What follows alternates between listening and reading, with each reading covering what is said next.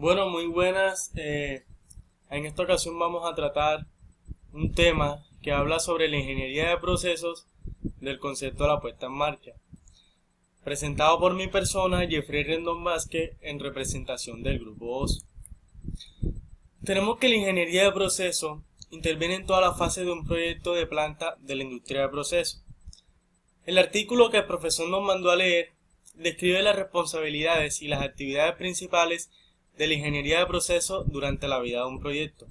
Este artículo trata más sobre todo en la estimación de los costes del proyecto. El profesor nos pidió que hagamos énfasis en dos puntos. El primero es la labor del ingeniero en el contexto de proyectos industriales y en el contexto de plantas de proceso. En el contexto de proyectos industriales tenemos que los proyectos se dividen en fases para poder ejecutarlos y controlarlos de una manera más eficiente. Tenemos que esas fases son la ingeniería conceptual, la ingeniería básica, la ingeniería de detalle y la construcción y puesta en marcha. Ahora, aquí tenemos las fases de un proyecto y las actividades de proceso. En la fase de proyecto tenemos unas fases y unos títulos. Dentro del diseño de procesos se encuentra la ingeniería conceptual y la ingeniería básica. Dentro de la revisión de diseño se encuentra la ingeniería de detalle. En la ingeniería de detalle, el trabajo de procesos se centra mayormente en las actividades de revisión más que en las actividades de definición de las etapas anteriores del proyecto. Y durante la etapa de soporte y construcción, el nivel de participación de la disciplina de procesos dependerá de cada proyecto y del contrato con el cliente.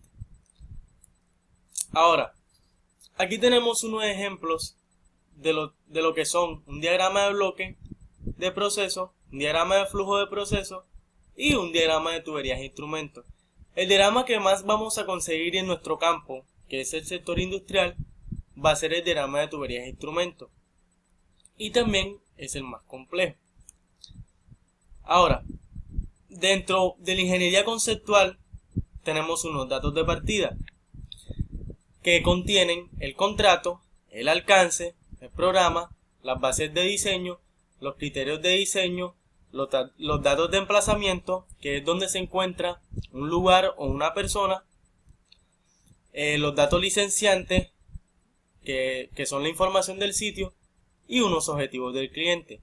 Para dar con la ingeniería de proceso, tenemos la definición de los casos de operación, las simulaciones, el balance de masa y energía, los cálculos hidráulicos, la definición de condiciones de diseño, los dimensionamientos de equipo que son demasiado importantes, los dimensionamientos de válvulas, los cálculos de consumos, el desarrollo de filosofías de control y unos estudios de seguridad. Para dar con unos productos de los diagramas de bloque, los diagramas de flujos, los diagramas de tuberías e instrumentos, la selección de materiales, y también necesitaremos unas hojas de datos de equipos, una lista de equipos, unas hojas de datos de instrumentos y un balance de servicios auxiliares para dar con un buen proyecto. Ahora, para desarrollar las actividades, estas tienen sus fases, sus interfaces y unos documentos solicitantes. Aquí vemos en esta hilera cada una de las actividades. En la segunda hilera vemos las fases a las que pertenece. Tenemos solo que pueden pertenecer a una ingeniería básica y a una ingeniería de detalle. Las interfaces, que es donde se encuentra o el contexto de cada una de las actividades, y los documentos solicitantes. Aquí continúa la tabla. Ahora, el segundo énfasis que nos pide el profesor que realicemos es comparar entre un ingeniero de proceso del Tecnológico Confenalco, que es mi universidad, y el ingeniero de procesos mencionado en la lectura. Ahora, el ingeniero de procesos del Tecnológico Confenalco simula una selección de materiales en relación con las condiciones de operación y diseño, tales como la presión, la temperatura y la composición.